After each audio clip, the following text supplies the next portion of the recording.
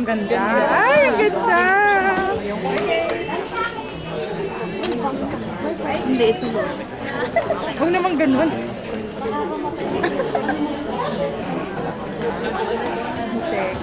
Bagay sa kanya din. Oo, bumata. Parang 18 years old. Bumata si Krisang.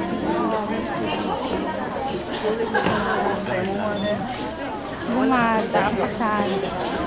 Kaya pala naman sa kanya.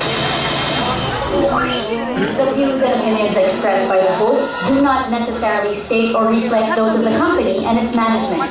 Furthermore, the views and opinions of the guests do not reflect those of the hosts, the show, the management, and the network.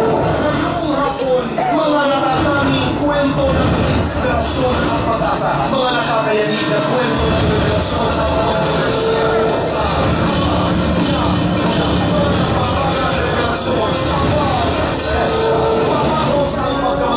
at Francine Prieto, ibinuhos na ang sama ng loob laban sa kanyang kapatid. Jericho Rosales, gagawin ang isang malaking karangalan para sa bansa. Ang kwento, live!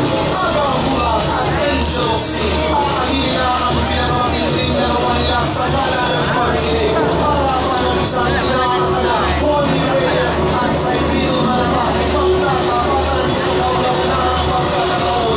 Live! Sarah Geronimo, matuloy na bang pinapadalhan ang mga regalo ng Di Umano'y bago niyang manliligaw? Confirm or denied? Luis Manzano, huli na bang kasama Kate ang isang singer actress? Confirm or denied?